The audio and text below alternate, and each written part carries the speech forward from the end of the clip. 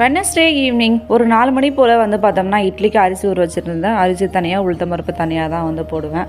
அப்போ தான் இட்லி நல்லா வரும் அப்படின்னு சொல்லுவாங்க. ஒரு சில சமயங்களில் இட்லி நல்லா வரும், ஆனால் ஒரு சில சமயங்கள்லாம் வராது. இருந்தாலுமே அட்ஜஸ்ட் பண்ணி வந்து சாப்பிட்றேன். ஏன்னா நாம தானே சாப்பிட போகிறோம் அப்படின்றதுனால அட்ஜஸ்ட் பண்ணி சாப்பிடுவேன்.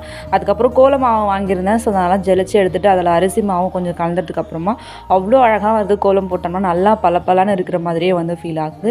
அதெல்லாம் முடிச்சதுக்கப்புறமா நீட்டாக வீடு வாசல் எல்லாமே நீட்டாக கூட்டி விட்டாச்சு. அதுக்கப்புறம் இதுக்கு முன்னாடி ஒரு வெளியில் போட்டிருந்தேன், நான் வந்து இந்த ஓலை வந்து கிழிச்சிட்டு இருந்தேன் அப்படின்னு சொல்லிட்டு. ஸோ அது கொஞ்சம் இருந்தது.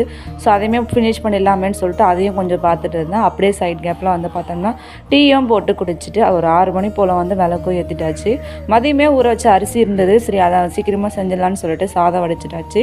நைட்டுக்கு என்ன செய்யலான்னு பார்த்துட்டு இருக்கும்பொழுது அவருக்காக இருந்தது. ஸோ அதை அப்படியே தொக்கா வடிச்சிடலாம், சாதத்துக்கு அப்படியே பிசைஞ்சு சாப்பிடலான்னு சொல்லிட்டு பார்த்துட்டு இருந்தேன். என்னுடைய ஈவினிங் இப்படி தான் பீஸ்ஃபுல்லாக போச்சு. Tata bye by. நெக்ஸ்ட் வீடியோவில்